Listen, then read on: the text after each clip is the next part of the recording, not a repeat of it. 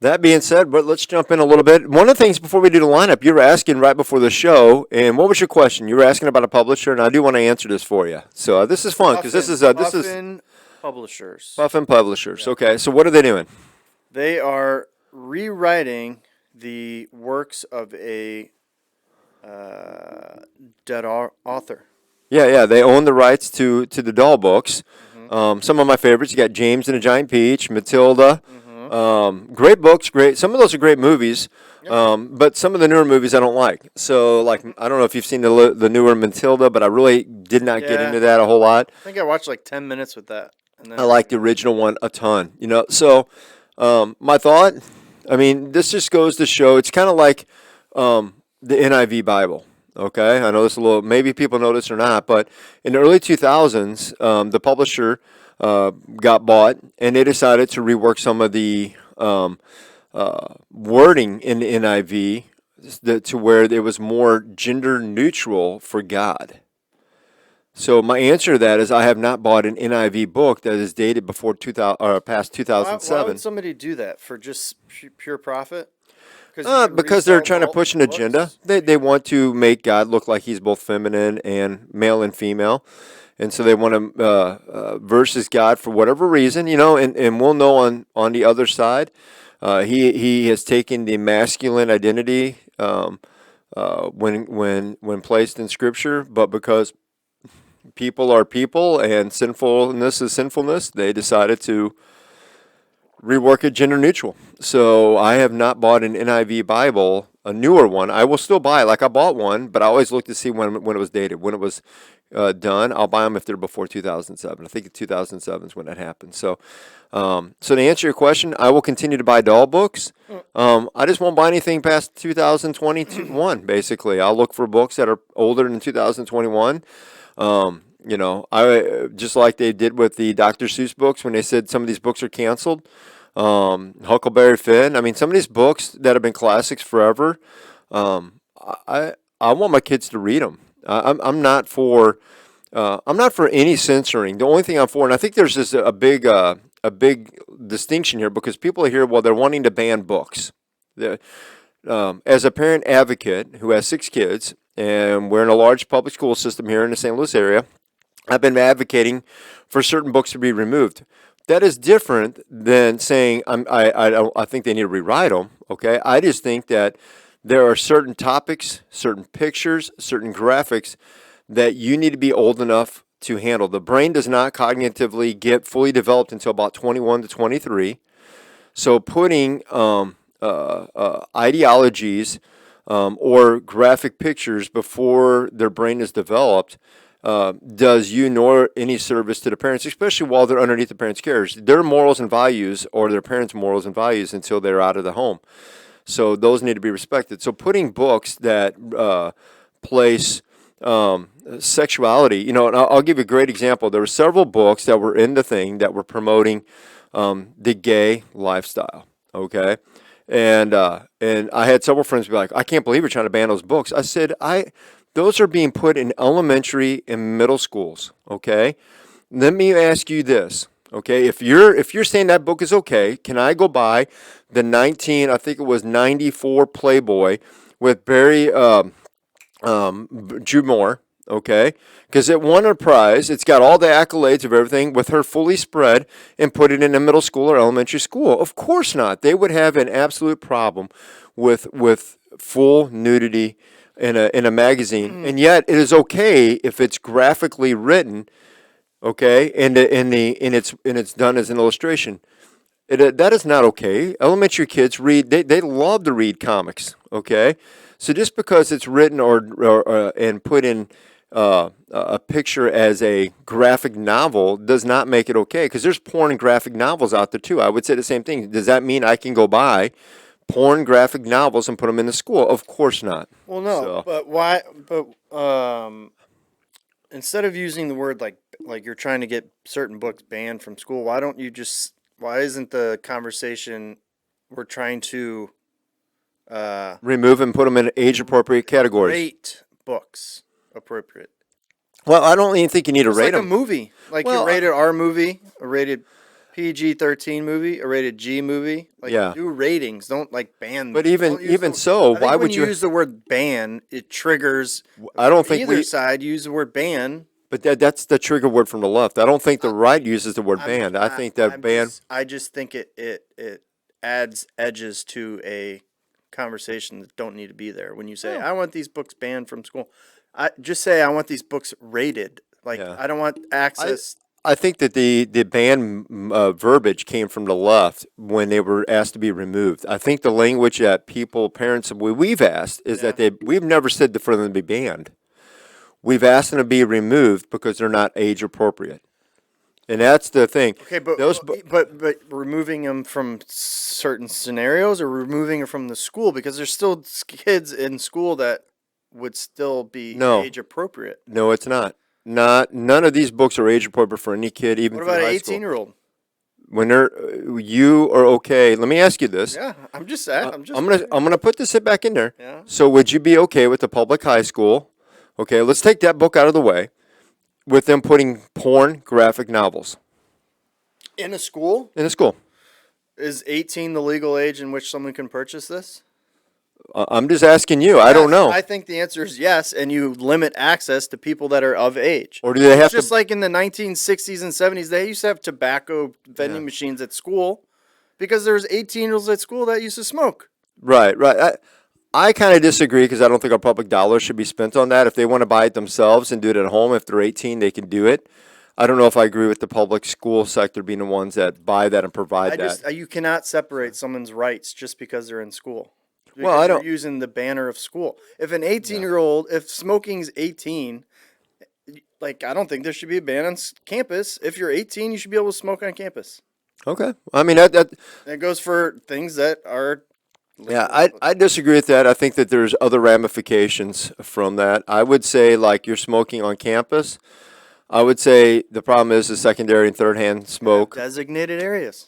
Well, Just like you're gonna have designated areas in a public in a shop for these magazines, and they put sheets over so people can't see them. And I'm not saying it's a good idea. I'm not saying, yeah. but as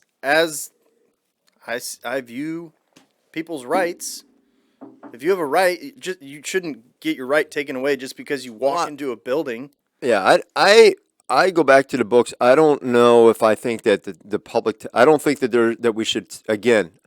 I don't think those books should be banned and never sold. Okay, I don't think any band should be banned. Any book should be banned.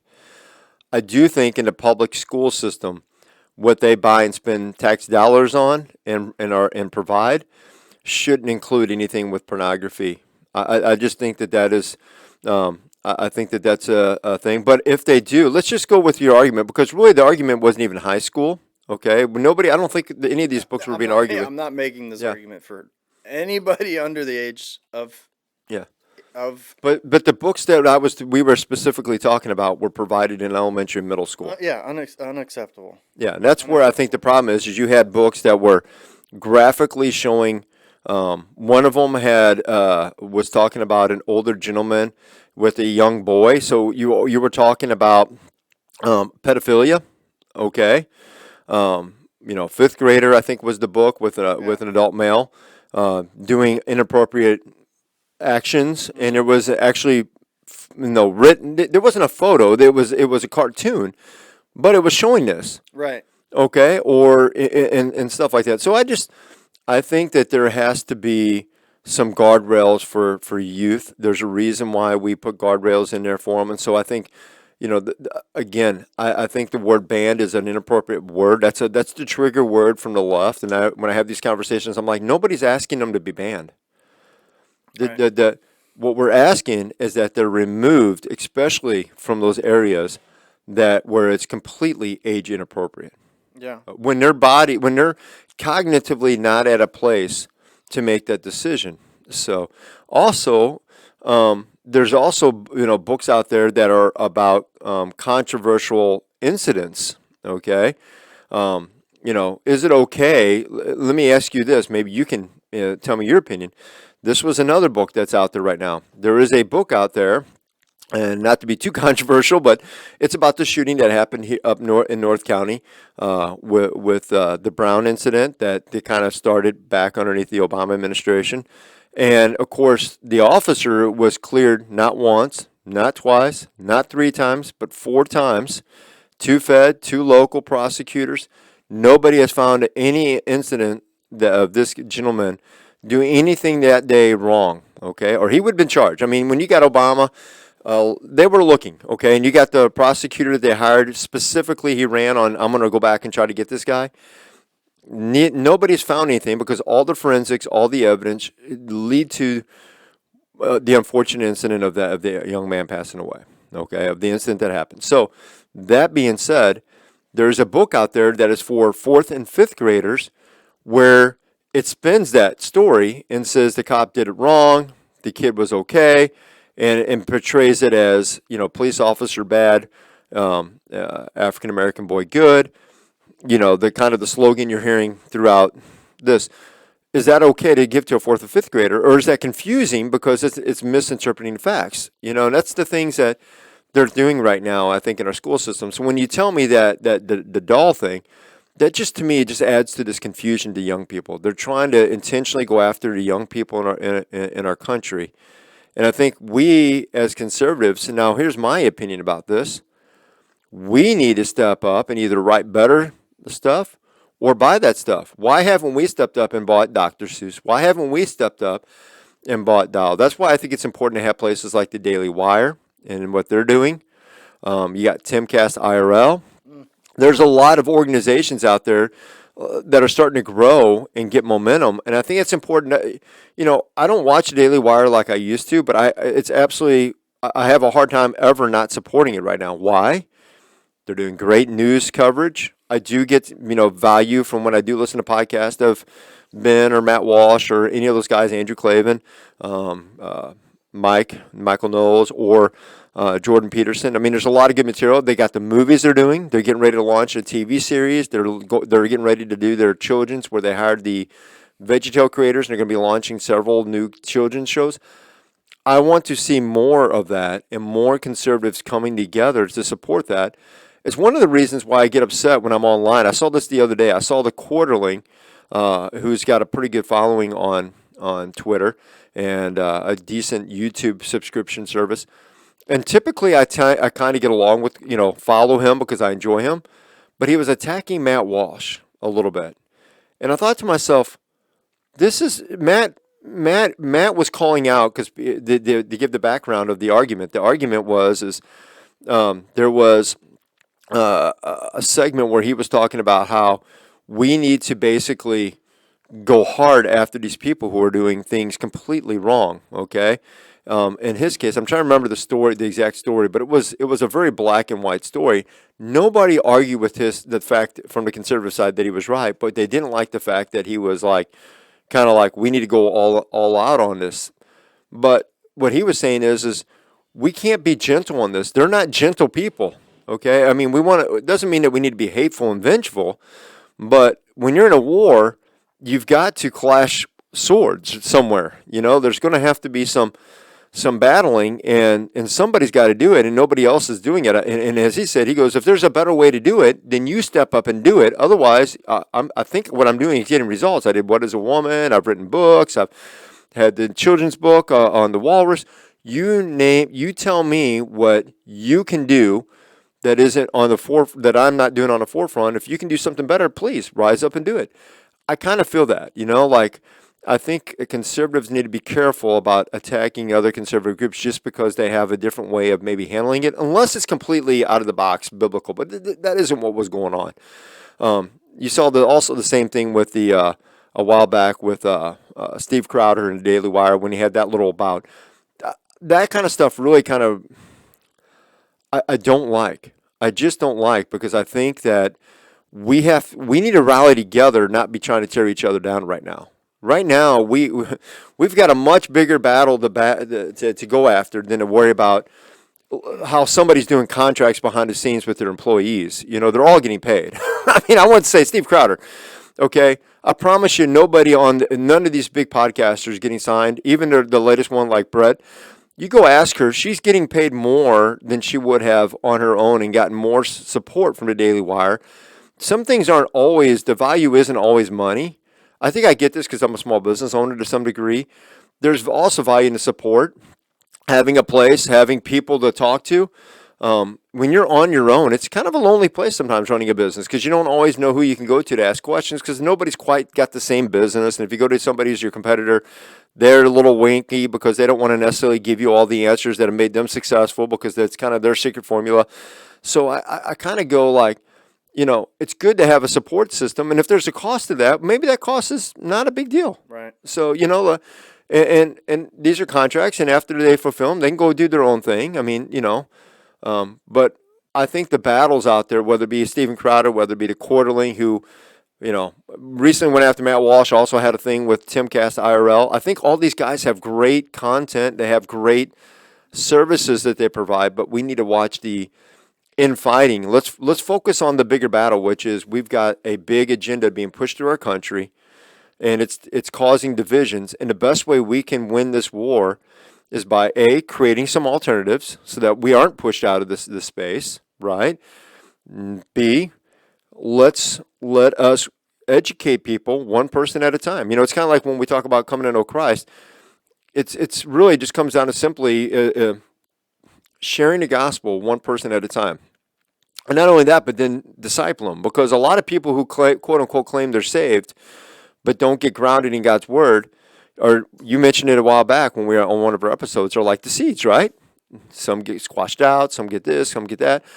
One of the ways to make sure that a seed grows is to make sure it's been gardened. One of the ways as believers we can garden it is by mentoring and discipling people. So I think that we need a greater emphasis, and it's not just a small group setting. I think we need to be pushing more and more in our churches to do one-on-one discipling or two-on-one discipling, and help especially young men and young women grow and make good decisions, because I think that's the only way we beat the culture. The other thing I would say is the church. This is one of my pet peeves of the church. Many pastors I will see will absolutely, I will give an example. I don't want to be too personal, but I got an email this week from some leadership, and it had the tagline, just make sure that these people are approved, and I get that. There was nothing wrong in what he said, okay, and it was right. Should have been kind of acknowledged anyways. I mean, I don't think anybody who's around youth and all should be not considering that, right? You want to make sure the character of the people around them, right? But this wasn't a small thing. But in my mind, the first thing I thought of is I wish you would take that same passion that you're worried about with maybe an incident that's never happened in this setting before, and show up at a school board meeting and bring that same fervor, right? Because I think in the church, there's this ideology that, we'll just homeschool or we'll just have our private schools. Well, what are we finding with private schools? 70 to 80%? Go ask John Rich, who had to show up at his private school down in Nashville. He had a fight to get the woke junk out of there. It's showing up there now, okay? Because those teachers that they're hiring are coming from state colleges who are being indoctrinated, and then they bring that stuff to the private schools. Well, yeah, and also the church. The church's views today are not going in the right direction. Right. They're being influenced by the culture versus influencing the culture. That goes back to we're at war, and we have got to change the culture. To change the culture means we got to go to the battlefront. We can't wait for it to come to us. We can't wait and say, okay, well, when it finally comes back to where they're going to take away homeschooling and change it, no, that's going to be too late. Well, it's not even culture. I don't even think. I think culture is too broad of a statement to narrow. I think it's just truth and not truth. Well, that is. And that's a truth culture and a not truth culture. I guess so. I just like a Christian culture, and I just don't. That's hard for me to picture. Yeah, I don't think it's necessarily a Christian culture, and I think you're right, truth culture. But I think as a church, one of the things I've seen, this is broad church, not our church. I'm talking church in general across, Missouri, let's say, because that's where I'm from, right? And that's where I've got a lot of my friends. I went to school at Missouri Baptist. I've got a background in that, been around a lot of those.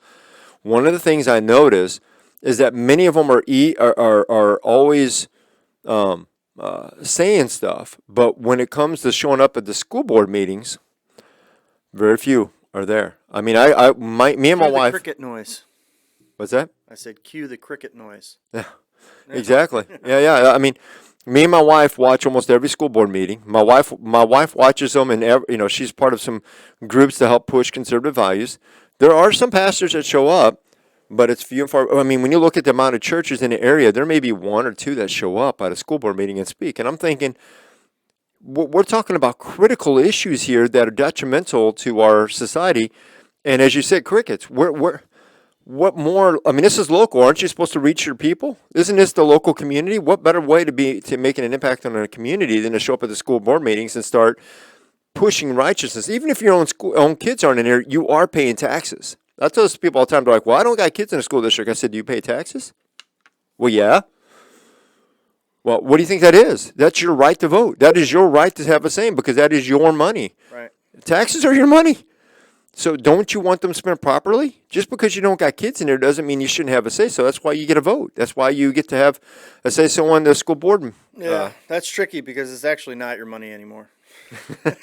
Well, but you know what I mean. I know what you mean. Yeah. I mean, also the school's like it's our money now. well, but that can change. That can change. We can change those things. The way we change them, state legislators pushing back on some of the state stuff and the federal Holding stuff. school funds. Yeah, withholding school funds. Yeah. I think we've got to realize the battle starts local, and if we can start taking local, then we can start pushing the next level. I mean, you saw that with Florida. You look at a lot of what their success was, and it started local with school boards and working with police, and then it worked its way up, and now you've got a state that, for the most part, doesn't mean it doesn't have problems. It's a big state. It's got a lot of people.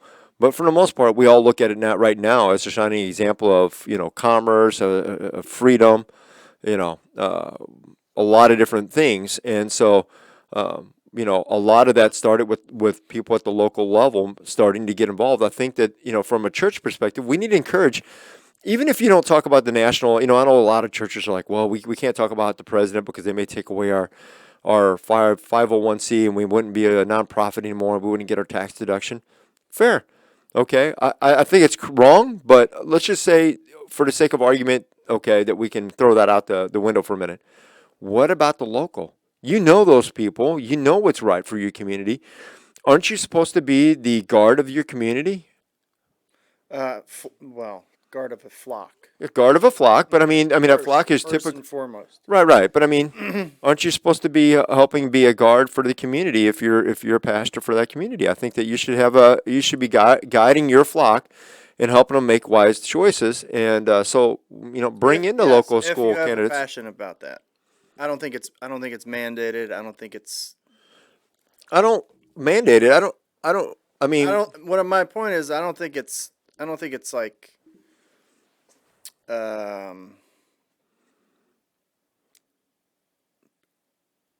don't think it's biblical one way or another to like, do you know what I mean? Like, hey, you gotta really strive for a better community within your city and within your state and within your local authorities and make sure that taxes are down. I think that everybody's. I think you can't get specific like that, but here's what I would say: every pastor is called to lead their flock and help them make wise decisions that are biblically based. Right. Okay? And it should start within the church itself, and Right. it should also be in the community.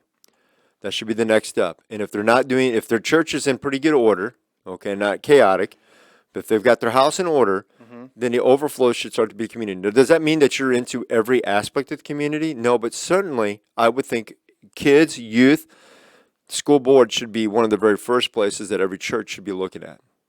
So when I only see one or two church leaders showing up at a school board meeting over the last 2 or 3 years, okay, with all this chaos going on, all right, and a lot of them are the same ones, okay, and let's say in our community there might be 40 or 50 churches, at least, probably more than that, but at least 40 or 50 in the West County area, and I'm seeing 2 pastors. Okay. Yeah, I'm listen. I hear your thinking. I hear your line of thought. Well, I think it's biblical, though. I think that, if they're concerned about their community and their mandate by God to shepherd their people, part of shepherding the people, we see this time and time again of being leadership in the church. What does Jesus say to Paul when he reinstates him after his 3 times? Okay. Do you love my people? Yeah, Yeah. but I listen. Then guard them, right? Then I protect hear them. you, but like So I think if you boil it, if you really, really, really boil it down, like really boil it down, I think then your tune should be.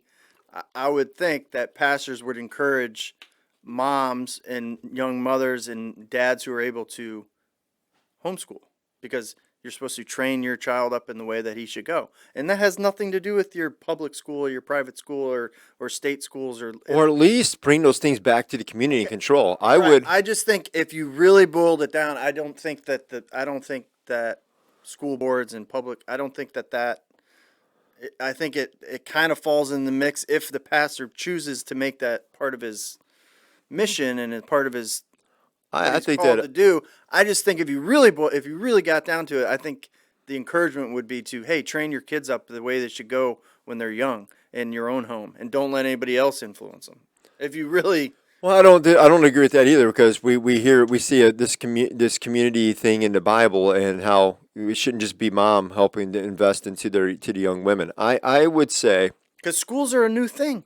well they're new, they're not new, they're newer. They're The pretty state being new. no the state taking them over has become new. School's been around for a long time. The church used to be the only place that you went and got school. Did Paul go to school?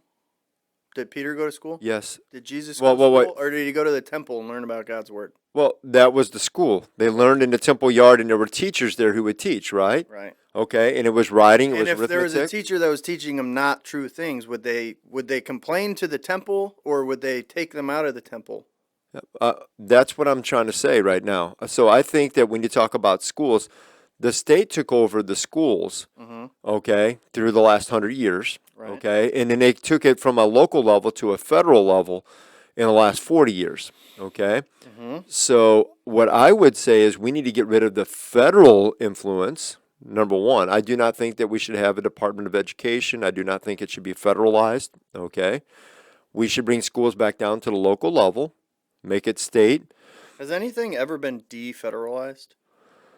Very, Once the federal government gets a hold of it. it's very hard. I will say that in our country, it seems to be something very hard. There have been a few things, but very, very few. So, yeah, you're absolutely right. So, but it can happen. Okay, I mean, it needs to happen. We need it, and that's not just the Department of Education. But let's keep going, and then we need to get local community involved in it. You have Christians and you have parents' involvement when that happens, right? And so they will be raising and training their kids. And you will see kind of the homeschool environment. I don't have a problem with homeschooling. I don't have a problem with public schooling. I just think that as a church, we can't wait till the battle becomes the homeschooling because I'll tell you, there's already states like California where they're trying to make homeschoolers teach the same curriculum in public schools. They say, hey, they still got to have a basis of education, so that requires our gender ideology, that requires all this other stuff. Yeah. Well, that battlefront, now you've already lost. If by the time he gets to homeschool and now you've lost the public sector and the private sector, guess what? You're going to lose the homeschool. There won't be enough votes there in our country. So the battle has to be, we have to start pushing back, or it won't take 10, 20 years from now and there won't be any of those. You won't have private schools and homeschools. Or if you do, they will be teaching the same stuff at the public schools because they'll force it down. And that's what I'm trying to say. I think the pastors need to jump in this fight and take back the public schools to some degree. Now, does that mean they're going to be Christian schools? No, that's not what I'm saying. I'm saying they need to lead the charge, find godly people running with good values, encourage their people to vote that way, right? They can do that by inviting them into the church to speak, okay? They can do that by showing up at school board meetings and bringing to the attention what they're hearing. Hey, in my church, in our community, I'm hearing this, and as a pastor, this is concerning. And I need the board to step up. Yeah. Let me tell you something. Let me take our school board. Do you think that if 40 pastors showed up and said, we have seen some of these books that are being shown to elementary kids and middle schools, and we as a community, 40 pastors are showing up today to say that we are going to tell our people, okay, to not vote for any more taxes to this school district until they resolve to protect our young people. Yeah. Okay? that if you guys have a bond increase or anything, and in your next elections, we're going to ask them to vote against you unless you guys in the next month address this issue. Do you think that if 40 or 50 pastors showed up and said that, what do you think would happen with that board? My guess What's is, the board? How many are on the board? I think most school boards have anywhere from 7 to 10 members usually. I would say if 4 out of the 7 were not on the same side as the pastors, they would not care how many pastors showed up. They wouldn't listen to them. Yeah, They but would vote how they were going to vote, and they would move on, and they would go, well, if they vote me out, if we get voted out, I guess we're gonna have to change our strategy. yeah, well, maybe that's it, but also maybe the other part is if there is no tax increases, who's got to deal with the budget? How you deal with the budget if you don't got tax increases? You just get into deficits, and then eventually the taxpayers will pay for it later Well, down the maybe. road. Maybe there's schools that have gone bankrupt, Yeah. lost their accreditation. So and then the state walks in and gets rid of all the board. I'm just saying that if pastors showed up and showed a unified front, okay, they don't have to unify on their doctrine and all that kind of stuff, but unify on the kind of like I was talking about with the conservative movement, stop this inbreeding fighting. If they could unify against some of these bigger topics in the public school sector and push back, I think that we could see some real change happening, because I think if enough of them showed up together and said, we're encouraging our people not to vote for any tax increases. We're going to encourage them to vote against you guys as board members. We cannot allow this to continue, because these are inappropriate things in front of our youth. I will give you a smaller version of that. Okay, I know a small town here outside of St. Louis that about 20 years ago, the pastors got together because all these stores were putting in adult sections, and they were concerned about it because they were noticing their kids going behind a curtain and being able to check these out. So they wrote a unified letter in this small community. There was, I think, about 15 or 18 pastors. They all wrote a letter. And when I say small, we're still talking a good sized town. I mean, if I told you town, you'd be like, wow, okay, it's a small city. But they all wrote a letter together and told all these video stores at the time. This is back when we had video stores, late 90s, early 2000s. And they said, if you guys don't remove the adult sections, we're going to tell all of our people to give up their membership to your video stores. Guess what? And I think there were 6 or 8 video stores that were doing this. All but one complied. And the one that didn't comply was out of business in 6 months. True story. Yeah. Yeah. Well, there you go. I mean, That's why I said I think that I'm not for banning everything. I'm not for, but I think we have to, as conservatives, take a stand somewhere and figure out where we're willing to find. I think that pastors have their first mandate is to shepherd their people and to teach to God's word and evangelize. That is their first mandate. But right after that, it's involvement in the community. And I think it starts one of the most simple steps is the school board. I think a lot of times they think that the youth pastor, because they hire youth pastors to deal with the youth, that's enough. And I would say, well, that's ministering to your youth, but that still doesn't take the community. yeah. You should be in lockstep with your youth pastor, and you should be showing up at these school meetings. And I'm not saying showing up at the school board meetings every time they're open. Okay, that isn't what I'm saying either. I'm telling you, I've watched 3 years of our school boards, and I can tell you 2 or 3 pastors in a community of 40 or 50 church minimum, probably more than that have shown up to those school board meetings. So what I'm saying is that is not enough in the community. If that school board doesn't, if one pastor randomly shows up on occasion and talks about truth, as you just said, that doesn't influence them. But multiple start showing up, and then they tell them, I think the other part is not only bringing it to their attention, but saying, we are going to tell our people, and I think this is the right response, that we cannot allow any more tax increases and bond renewals without you guys taking care of it. And if you don't, guess what? You'll have to figure out how to deal with what you got right now. Eventually, that will stack up. That will stress them out, and something will break. Okay, either that book is going to be a hill they die on, or they're going to have to bend and realize the community has a different thing. And hopefully, the pastors have a tempo of their community, and if they're shepherding right and have the pulse of their community, then that shouldn't be an issue. Okay, if it is, that tells you then they've got a discipleship issue and they need to go in and indoctrinate, Mm-hmm. help their people get better doctrine, right? Mm-hmm. So, anyways, we can move on from Yeah. that. No. Hey, all from Puffin Publishers. Well, I think it's a bigger issue. I think this is an issue that's been going on. It's been a culture war for a long time, but I think we've seen the Truth war. yeah, It's truth truth. war, Truth. and What's true and what's not true. I think that, but you've seen that really come on strong in the past 3 to 5 years in the in the local public school sector. I think it was done in a college level, and we said, okay, well, those guys are old enough to make decisions. Though now we know an 18-year-old still isn't. You're fully not developed until 21 to 23 brain-wise. So it's still even a little bit of brainwashing before then. But what we said, okay, they're 18, they're out of the house, they're at a university, they've got to make their own decisions. I can tell you this: I've talked to my kids, and I've told them if they go to a university that teaches that stuff, I will have to think long and hard whether I'm willing to write checks and help out. So I would prefer them to go to a school that we know has. I'm not saying they've got to be all clean, but that they're not pushing that through the whole school. There are schools where most of the school is now. Universities where the whole university is now pushing that stuff, and it's come from the top down. I just think and maybe it might not be the final word, but I want to raise my kids to be able to see that stuff and know and see it for what it is. Absolutely. Like not even like having my 15-year-old son, like if he went to public school, confidently be like, come home and be like, can you believe what they taught us today? You know? That's what my kids do Yeah, right now. yeah. My kids come home and they'll be like, Mom, Dad, they did this. This is so crazy. Or my teacher, was trying to say Trump this and that, and we know that ain't true. And, the Russian collusion, that they'll bring up something that we definitely know no isn't true.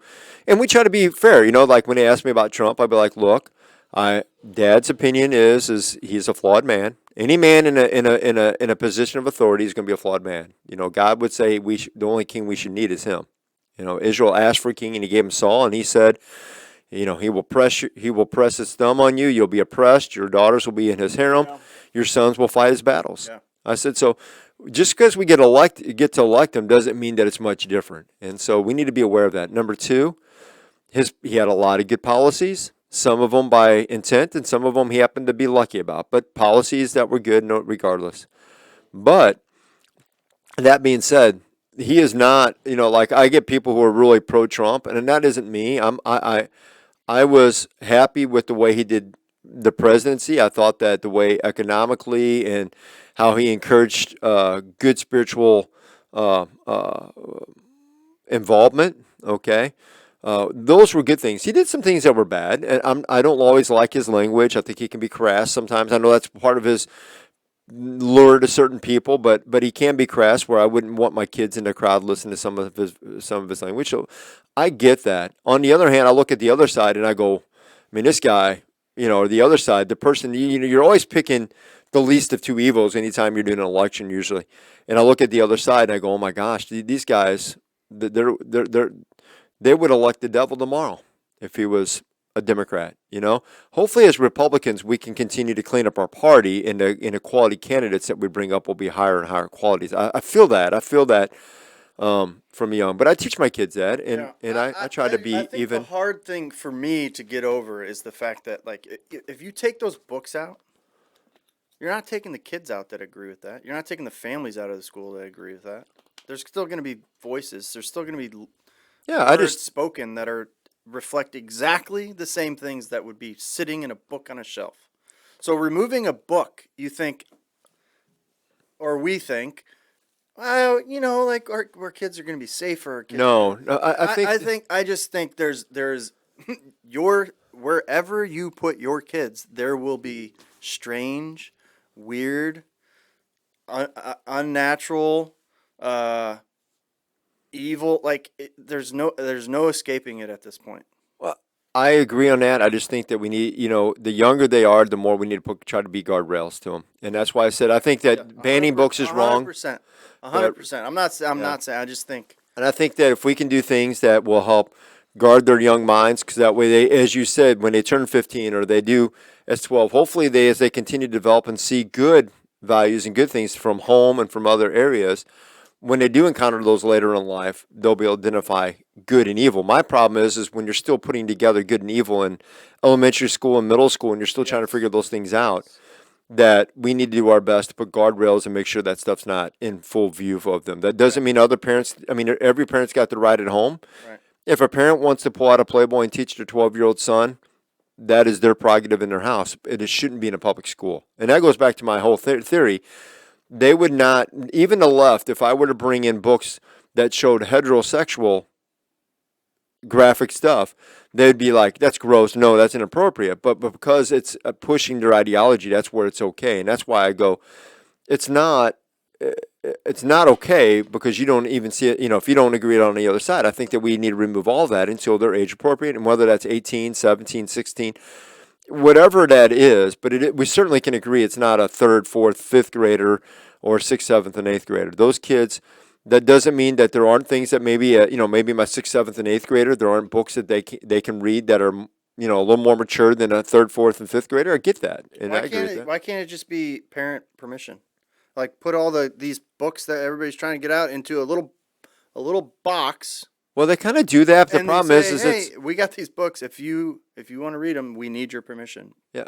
I think the problem is they're supposed to have that, but you obviously got people that come and go, and they're not in a box up on a shelf. They're out on a shelf, and any kid can still accidentally grab them or read them while they're in the library when So the let's people aren't shore that looking. up. Let's shore that up. Yeah, put them behind a desk. Make it a I just go back and say, why not just remove them from elementary and middle schools and only have them in high school? Again, I don't think any of the arguments I were know. high school books. That just seems it's like my way or the highway from both sides. Like just if parents want to have books for these books, But I don't think it's there has to be parents that are okay with this. Well, Otherwise, this wouldn't be a debate. no, I don't think it's okay. I think what it is that once they're there, they don't want them removed, right? Because it's the culture says they're there.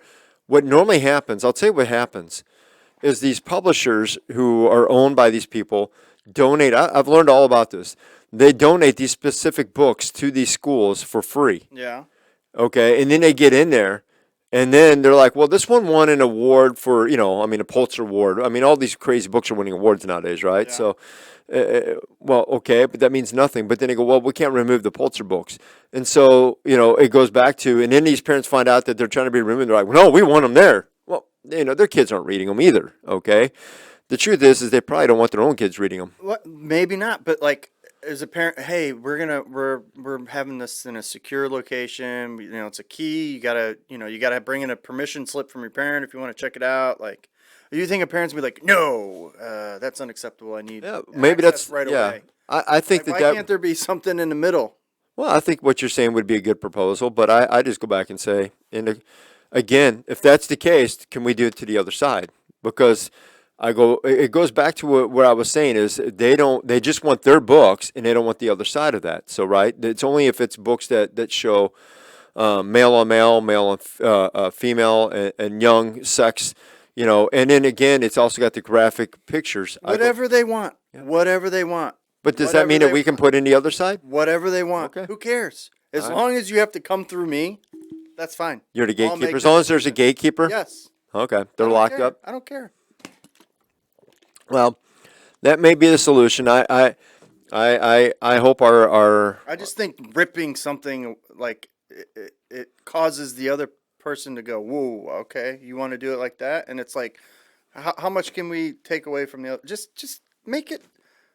yeah, I just the problem I see with your thing is it always seems like the slide continues to go. It's going to, Yeah. Josh. I got news for you. Satan does a number on this world before he gets to, before he's chained. Yeah, that's true. So I just think, Yeah, I don't know. no, you do. You've had some great ideas. I think this is great that we're fleshing this out. This is but this is the discussion that we need to start having, and we need to start pushing, and we need to start figuring out solutions to. Because if not, what we got right now is not going to work, and it is going to be pushing the stuff on our young people, and we're going to have third and fourth. I mean, it's what we're seeing. We got young people who are having a problem figuring out who they even are. Are they a woman? Are they a man? Well, yeah. What's appropriate, because we're pushing this on to second, third, and fourth graders, and we know that their brain is not anywhere near able to comprehend this Yeah, stuff. no, I So agree. And that, you see, they're having a drag show story time in Chesterfield today, really, or maybe I don't know if it was today or it's soon. I A mean, couple other public libraries are doing that yeah, around town. it doesn't shock me. They're all trying to join in on the craze because it's now become the new craze to push the right harder. I go back and say, uh, if we start to continue to see this, we all have ways we can handle things. What we need to do is unite. One of those is maybe if the libraries are and I know there are people are like, well, it's a public library. Yeah, but your tax dollars still go to them. One way to not encourage it, don't give them a raise. Yeah, and then when they ask why the community, because they're still representing the community, when they go back to the community and say, why didn't you give us a raise? My answer would be, because you're allowing inappropriate stuff in these places. Yeah, or just don't go to the library. Well, I mean, You can't. You can't. You cannot. I don't know. I think that you're thinking the right way. No, what you're saying is go find other resources to bring those books to you, right? You can buy them online. There's online, alternatives now more and more, so you can e-read. I'm not disagreeing with that, and if that's the case, then why do you need a library to take your tax dollars away from it? You just proved my point of why would you give something a raise that you no longer support or use? Well, I mean, okay, would you consider a church that is n- not preaching the correct gospel not a church? Correct. So should they be, in your mind, not tax exempt?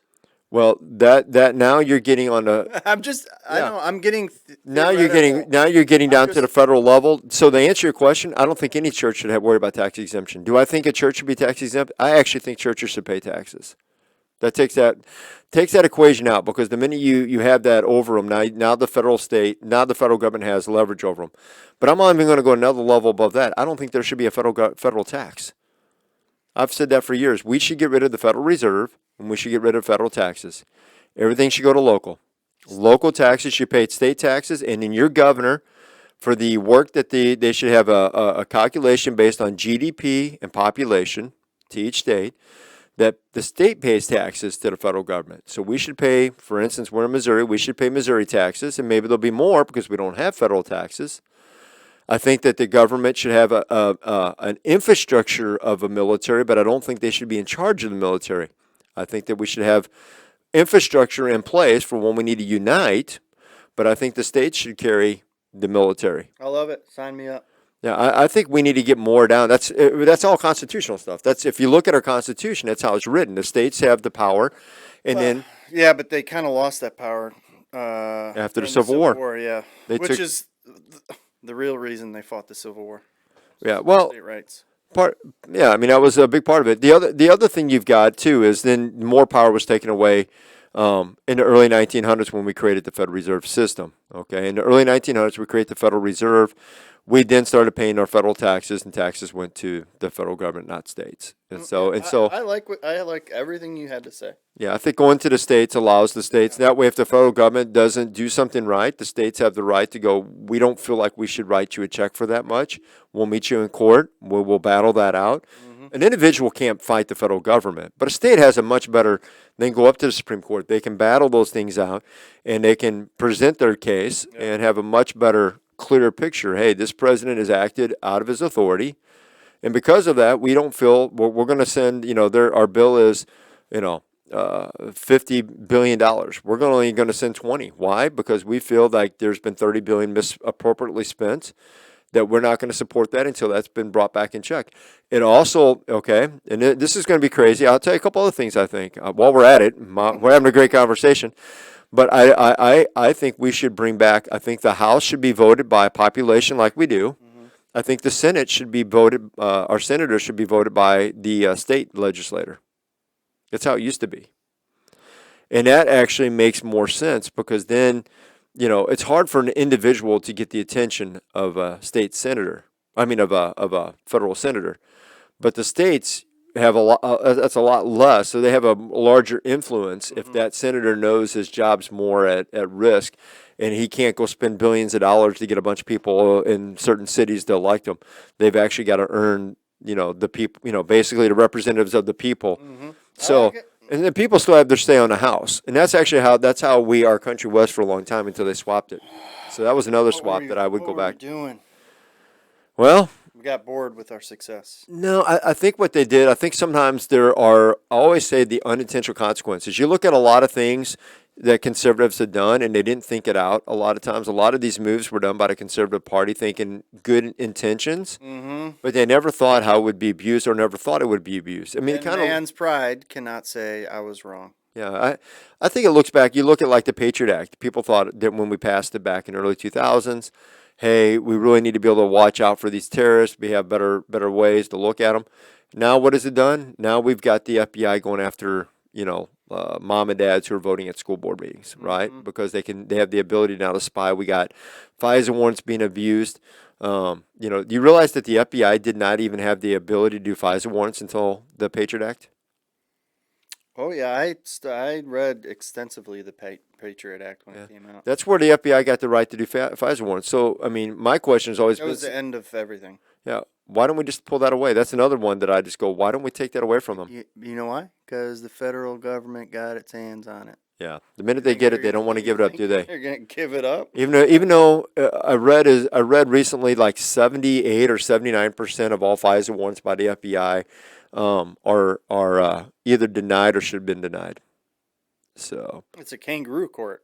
yeah. Well, it's not. I mean, they're just trying to. It's not even a court. They're just presenting like, hey, we need to spy on Americans. This is why.